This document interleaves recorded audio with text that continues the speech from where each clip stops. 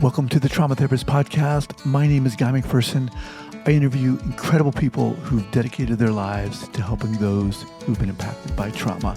A big thank you to our sponsors and our guests who are supporting this show. So 5, 4, 3, 2, and 1. All right, folks, welcome back to the podcast. Very excited to have as my guest today, Shigeko Ito. Shigeko, welcome. Thank you for having me. Awesome.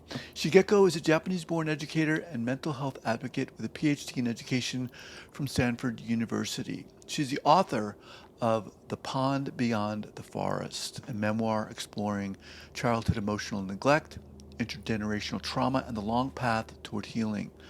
Drawing on lived experience and cross-cultural insight, Shigeko offers a deeply honest and moving story of resilience, punctuated by moments of levity and hope.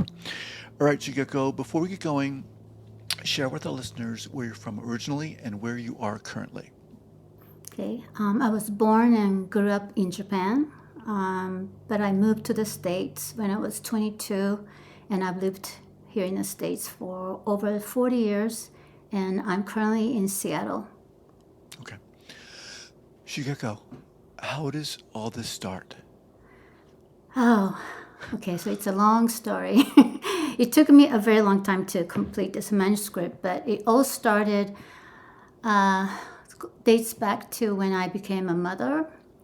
I became a mother when I was 36, and I studied childhood development, and I consider myself very nurturing and maternal, and so I thought I was well prepared, and I was really looking forward to becoming a mother.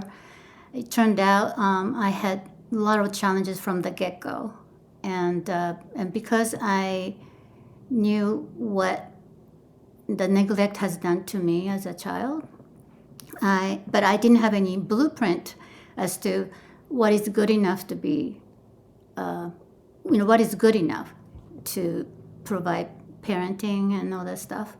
So I just devoted my whole self to caring for him, and I was just so wiped out. I kind of kept hanging on until he was like 5, but then I was just so depleted because I didn't know how to care for myself. And excuse me one second. So you said you were aware of the neglect. When did you, of your own neglect? When were you aware of that? When did you become aware of that? Well, I grew up in a family of 5, and my father was a very gung-ho surgeon who founded his own hospital, and it was a very big hospital for individual hospital, and he was very loving, but he was a workaholic, and I hardly ever saw him. And then my mother was a socialite who didn't want to stay at home. And luckily, there are plenty of caregivers, people working at my father's hospital who are willing to pitch in. So I had this revolving cast of caregivers who are very attentive and caring and loving, but they were always changing, so I didn't have any particular attachment figure that I could. So that created a lot of instability and fear of abandonment. And so when you were, so this was happening when you were a toddler. Yeah, infant. Yeah. Okay. I think. Yeah. When you were like preteen and teen, what was it like for you? How was this manifesting? Yeah, that's actually one of the cornerstones of my story. So anyway, I had a lot of trauma because on top of that unstable family environment, I had to go to school far away, and it was a very competitive academically competitive school in Tokyo, and I have to commute for 1.5 hours each way. And so I was always sort of a survival mode. I didn't feel safe at home or school. And then I absolutely hated the commute. It was just terrifying. But I just hung on. In Japan we say gaman, which is to endure or persevere without complaining. So, and then after a while you accept it. It's a norm. So Mm-hmm. I and then when I was 16, I attended. I participated in a homestay program, and so I stayed with an American family in Napa, California, and the family was such a warm, caring, loving family who embraced me as if I was one of their own. So it was by far the best summer I've ever had. And I didn't want to go back to Japan, but at the end of the summer, I had to go back. And that's when things start to unravel for me. And that kind of led me to some kind of soul searching, like I didn't want to, I was very unhappy. I was actually quite volatile when I was 16 or 17, like a teenage Mm-hmm. volatility combined.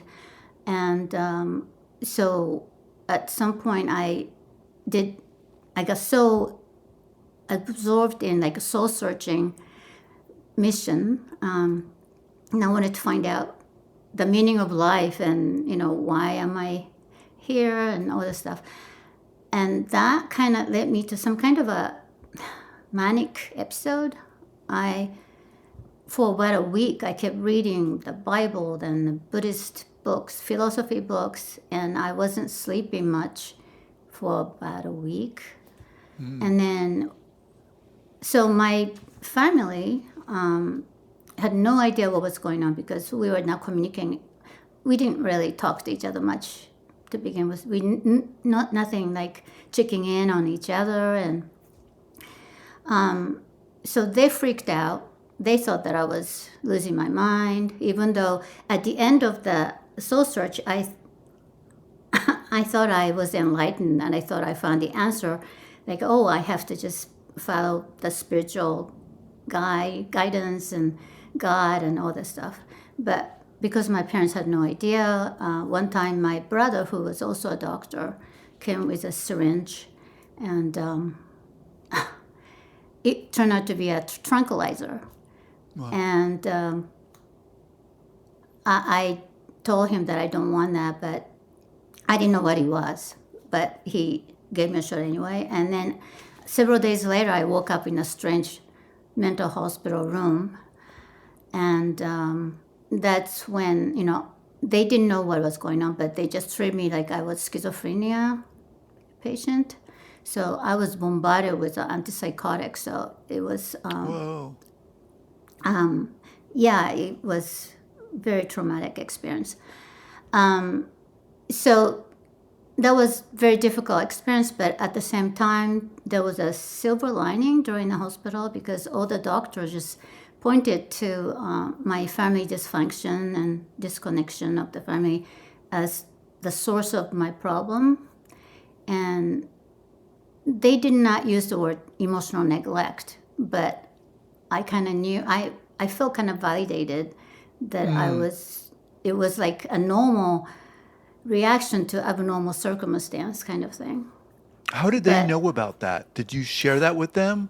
uh, no, I was just totally knocked out with all the sedatives. But they interviewed all the people that came Okay. to visit, and Okay. they were doing a lot of soothing Mm. into my background, and that's how they came up with. So I felt like I had a understanding group of doctors who are rooting for Lucky. me. Yeah. Wow. So what happens when you get released? So it took me a while to feel back to normal, maybe several years. And then at that time, I felt that was kind of family betrayal kind of thing. And I really couldn't trust my family. So I wanted to be with the American family. So I said, like, I wanted to study in America. And I left when I was 22. And, um, and then I thrived in a healthier environment for like 14 Wow. years. And but then when I became a mother, all this, you know, Okay. troublesome symptom came back. So hang on. So let's jump to that. So you become a mother. Are you married at this point? Do you have a Oh yeah, yeah, partner? yeah. Okay. No, I was married, So and it's you and your partner. You have a child. Walk us through what happens. okay. So we moved to Seattle from um, Rochester, Minnesota, after my husband finished medical training. But then his medical residency was starting right around the time that my son was born. And so we moved here like a few months, only a couple months before my son was born. So I had no support net. It was totally new environment. And then he was so busy with his residency. It was a very brutal residency program. So yeah, that's what was the question again? I'm sorry. Um, um, what was it like when you had your child? You said you became aware of the neglect. You thought you had studied development. And you kind of I thought, I got this parent thing Yeah, wired no. in a sense. Yeah, and I loved him so dearly.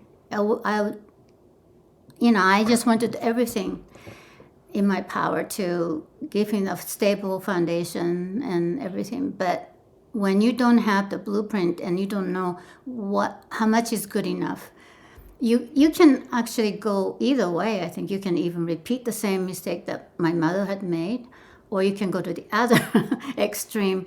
And I overcompensated and I just pour my heart and soul to caring for him. So I ended up neglecting myself. So Mm. I was just so burned out. And I kept going until he was 5 or something. But I was just so exhausted. I didn't even know that I had this postpartum depression because I was just so busy caring for him. But it was because I didn't know how to take care of myself to begin with.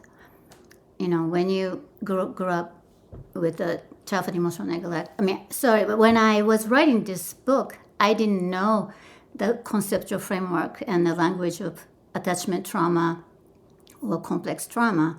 It was after I finished my manuscript, and over the last several years, I discovered this trauma, and I found it so validating that Mm. something that I struggled all my life had a term and explanation for what I had gone through. So, but I wanted to write about this because it was just difficult to articulate something that you didn't receive, like, Hmm. emotional attunement, understanding and support and care. And but I wanted to somehow, do in my best possible way to give language to that experience.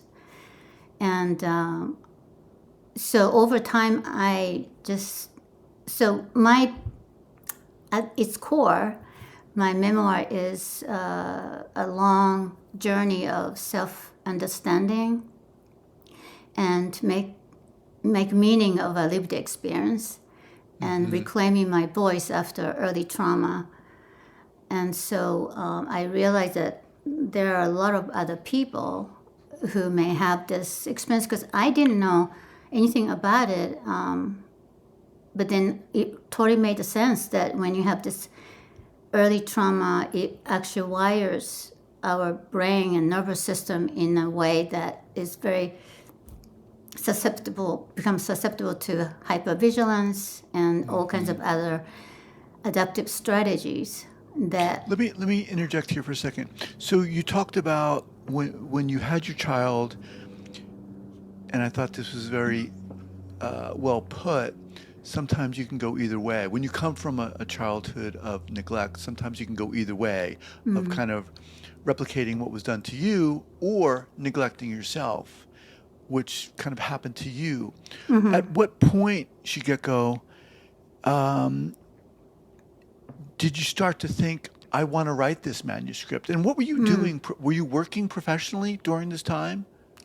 Uh, Off and on, I was helping out another Japanese woman who was a nurse and catering and she opened her own clinic to cater to Japanese mothers, and so I was helping out as like phone secretary type of thing. Okay. Okay. But I really didn't know how to deal with this tremendous inner critic that was just kept telling me like, I was not good enough and all that stuff, and it was just became very powerful. And so I started journaling because I wanted to make sense of why it was so difficult for me, so challenging, and because I know other people who have multiple children and they seems to be like, they're enjoying while I was just managing to just survive. And then when my son was about 10, I attended a week-long writing retreat in British Columbia, and it was called Free Fall Writing, which teaches you to write from the larger self beyond the reach of ego. And it took me a while to get the hang of it, but once I learned how to write from the larger self, it was so freeing. And and I have academic writing background, so because of my childhood trauma and also the training and also Japanese cultural, I have triple whammy with inner critic. It just became so powerful, and so it did kind of help me bypass that voice to help me write. And then when I share my childhood stories, I saw people just genuinely moved, and some of them reaching for Kleenex, and the energy of that group was just so nurturing and loving and caring. I felt like I was being mothered by that energy. And I also discovered the healing power of storytelling in that kind of reciprocity, and how powerfully healing it is to be witnessed. And so I kept going back to the retreat several more times, and I started writing Wow. bits and pieces. And then eventually it's like, I wanted to write this story. Let me. Okay. Hold on. Hold on. I want to expound on that. I want you to expound on that. But it sound. I was kind of surprised when you said you went to this writing workshop, because previously you were talking about just neglecting yourself, and here Oh, you right. are, like what seems like finally doing something for yourself. How did you get to the point where like I got to do this workshop? Well, I was seeing a therapist, and Okay. she attended the retreat, and she recommended it. She said, "Oh, you're gonna love this." And Wow. so, yeah, I had no idea what it's gonna be, but it took me some courage to do that, and I was just so happy. And after that, I was kind of euphoric. I felt so seen and validated and valued, really for the first time, for who I was and what I had gone through, and that was empowering and healing for me. So that just sounds incredible. So again, the book is called The Pond Beyond the Forest. So obviously, this workshop kind of lit the flame, inspired you to begin to write this. When did you decide? Like, walk us through specifically how you thought about, okay, I want to write this book, and what Yeah, did you want to say? well, let's see. Well, so the writing retreat, the first writing retreat was back in 2007, and I really didn't think of turning this into a book length project until 2011 or 12 or something like that. But I didn't have any framework. Like, some writers have this outline, right? Which is like you can write more parsimoniously. But for me, it was largely exploratory. So it was like a huge marble, and I was shipping here and there, and it kept evolving, and in a kind of organic way. And when I started to see the relationship of certain experience, from a childhood or teenage years, and how that connected to my present in terms of how my survival strategies manifested in very stressful circumstances. I thought, and I got to, so I used this nonlinear structure to sort of demonstrate causal relationship between the past, especially like a childhood trauma, and the current life. And the way so when you're a little child and when you don't have this sturdy scaffolding that you're supposed to receive from your caregiver, you are kind of forced to survive on your own. And as a child, you really don't have the resources and experience. So it often manifests in certain survival adaptations like, dissociating, numbing, checking out, zoning out. And for me, the emotional distancing was quite detrimental to my relationship with my husband and son.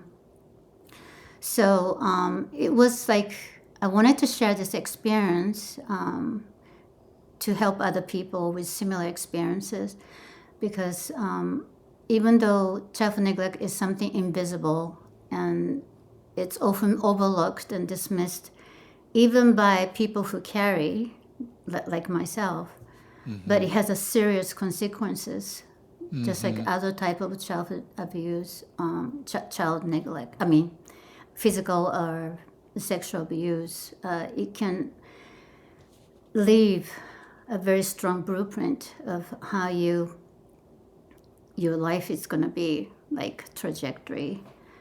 And Shigeko, let me ask you a question. I mean, as you're sitting here sharing your story, I mean, you're undoubtedly a very kind of empowered. I would even use that word. You're very courageous and empowered, and you're super inspiring. Your journey from what seems like a can I use the word privileged upbringing to a certain degree, um, and help me out here. Correct me if I'm getting this wrong, but here in America we have this idea of Japanese women typically kind of taking the back seat. Kind of Japanese women are quiet, demure, passive, but to step out of that, which you yeah, obviously did. I mean, you left Japan. You're right. like, I'm out. I'm done. I want to go to America. I want something else. How much of a struggle was that for you? Well, coming to the States was so liberating for me. And especially because I was so attached to the American family, host family. Right, So I had this like a secure base, right? right. So, and I think that was the best decision I've ever made, to leave my family, because my Yeah. family was just so disconnected, and it was very difficult for me But was it to be difficult there. to leave? No. Were you no? From your parents' perspective, was it difficult for you to leave? Did they want you to leave, or did they Well, say, they probably didn't think I would leave forever. It's like they thought okay, I would eventually come back. But I, I really don't want to badmouth my culture, but the way I experienced Japanese culture, for me, it was very stifling, because there's this pressure to conform. And if you're so from outside, my family may have looked perfect, but inside it was like five separate individuals just happened to be sharing the same house, but they had nothing to do with each other. And so but I was not really allowed to complain about that. People would just dismiss it, like. And also the Japanese culture of they stress the importance of persevere and endure, right? So we're not allowed to really openly discuss, emotional struggles or whatever. And so it was like, it was very difficult in a way that I was like, I hate to use this metaphor because everybody uses it, but it was like I was a square peg, forced to get into the round hole. Or so for me, it was very, but yeah, you're supposed to be quiet, demure, and not so outspoken about your own struggles. But for me, that was the suppressing kind of environment was unhealthy for me. And maybe because I was just always very honest, I don't know how to do the front and back, the Japanese, my parents really didn't teach me, but you're supposed to be able to move smoothly between the front, the facade, and thing. But I never really developed that. So that got me into trouble also. But because I became emotionally so independent early on, it was not difficult for me to leave my family and also the culture that was just like, it's like I sometimes joke that, the storks dropped me off on the wrong island. Because I think I never really felt, I always felt like I was just not quite belong. But here, yeah. I'm sorry to interrupt you. You talked about having written your memoir and then discovering the learning about trauma and complex trauma. So when you started learning about complex trauma and neglect, what did you do? Did you start like, oh my gosh, I need to fill in these pieces and have this Oh, inform my work?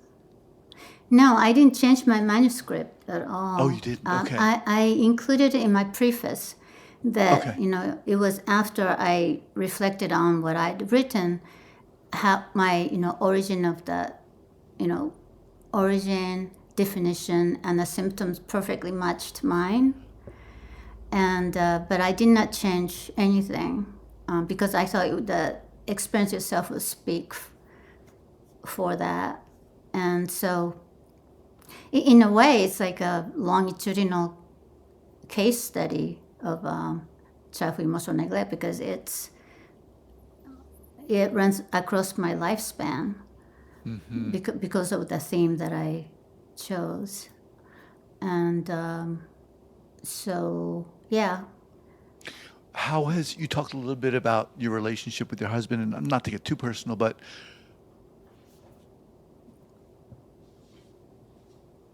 I'm just curious about the strength it takes to do the self-reflection and the inner work and to be able to look back and realize that the experiences you went through and then to summon the courage to make changes in your present day life. What was that like for you?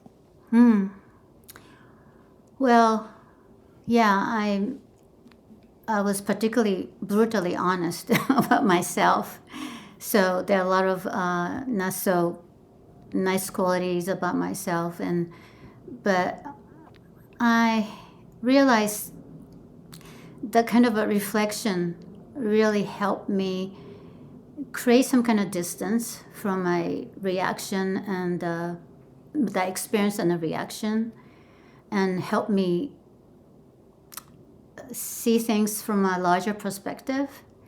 So instead of seeing challenges as something that I want to just decide not to see, I start to see that as an opportunity for personal growth. And yeah, I almost lost my relationship with my husband. My husband and I were separated for 9 months. And during the time, but I'd already doing a lot of inner work. It was just not manifesting externally. So that over the 9 months, that was a chance to show him how much I have grown from doing all those reflection. And and then I became much more observant of my strategies, like survival strategy under stress, to emotional numbing and distancing, and that creates distance. And that's how I kind of survived my childhood, by just putting a wall around me. And I'm curious what if you've had any experiences with other women from Japan. oh, with a similar experience, or Yeah, yeah. um, well, maybe, but they really haven't taken the action to actually write a book. But I think there are a lot of, and I don't know. I think it's still a Japanese thing that we tend to see those struggles as a weakness, and a lot of shame and stigma attached to it. So yeah, they're not as open as I am to discuss that. But in some way, I'm kind of a rebel, or it's kind of quiet defiance to challenge the kind of a culture that shames and stigmatize the emotional struggle, which is a very human. And I have no problem with being very open about my struggles. And I think that's how we get really make the genuine connection. I listened to your 556 episode where you're talking about your vulnerability, and I really appreciate your honesty and openness to share your vulnerabilities. But I think that's how we really could create this more genuine connection, rather than making ourselves look like we're strong and nothing bothers us. And I also attended Boston International Trauma Conference at the end of May. And I was so touched by the tenderness and kindness and shared understanding in that community. And it felt like I found a tribe that spoke my language. And I wanted to, in my small way, I wanted to somehow contribute to this collective healing. And so, yeah, I don't know. Someday I would like to translate into Japanese if they're ready. But I think we have so much mental health issues in Japan, and so Well, I mean, probably speaking out of turn here, but they probably aren't ready. But maybe no. that's why you need to translate it. Oh, okay. Look at Yeah. you, Shigeko. You're amazing. You're so inspiring. Look at, I mean, it's like, it's amazing coming out of that culture and doing what you did, you know, Yeah. and standing up for yourself and your child too. Yeah. Wow, Yeah. really inspiring. Well, my mother is still alive. So she's 94. And I haven't told her that I wrote this book because she's not particularly, written in a positive light. So, but I also have forgiven her. I'm still in touch with her, and I occasionally chat with her, and also helping her financially. But for me, it was very important to have this certain boundary. Otherwise, there's a chapter in the book that I went back, and then I was just sucked into this old dynamics, and Yeah.